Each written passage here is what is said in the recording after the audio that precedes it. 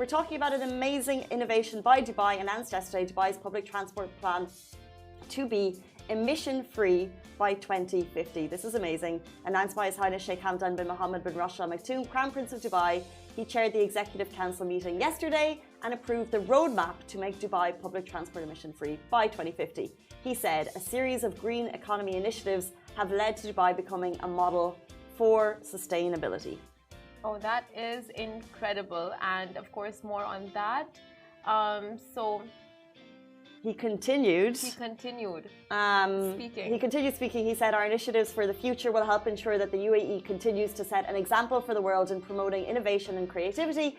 We look forward to welcoming the world in COP28, which we know COP27 is happening in Sharm el-Sheikh right now. COP28 is coming to Expo City to Dubai next year. To do so, the UAE will avoid using 8 million tons of carbon dioxide emissions, which is the equivalent of planting 132 million trees.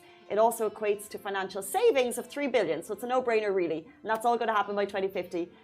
The deployment of clean energy vehicles will also gradually increase in the coming years to reach that target. So the Roads and Transport Authority will add electric and hydrogen vehicles to its fleet of public transportation buses, school transport, taxis and limousines.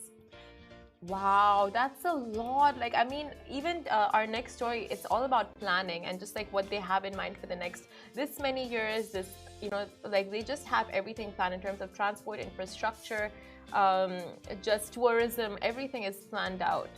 And Dubai has been a model for sustainability, and this is the roadmap for the model for the next 25 years. We know that the aim by 2030 is what, 30% autonomous transport, which actually does also tie into this target because autonomous transport is what we were talking about yesterday. Why don't they have it by Expo 2020? But it's sustainable and it's a greener solution for transport. So now that there's an actual roadmap to get us to zero carbon emissions public transport by 2050 is amazing. So more green, more EVs on the road, and more innovation in public transport in Dubai. So it's just going to look very cool. But you know, when you see those TikToks, I think they were shared.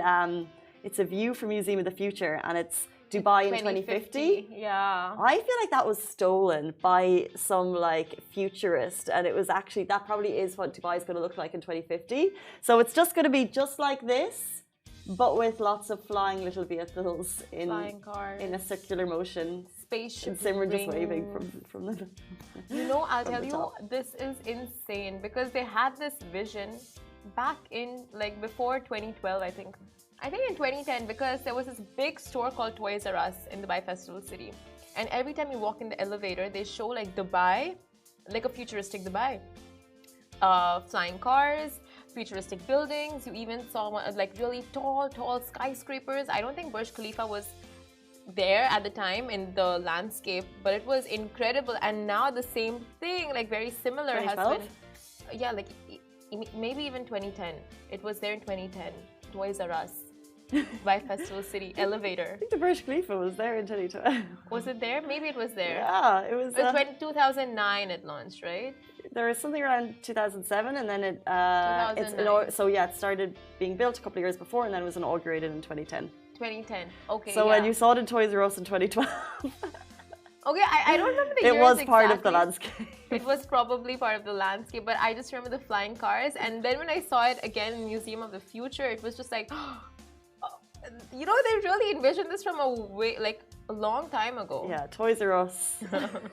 You're like the Museum of the Future. That's what Museum of the Future. They probably spoke to Toys R Us to just take the rights to check the factual accuracy of everything they were putting into the museum. Yeah.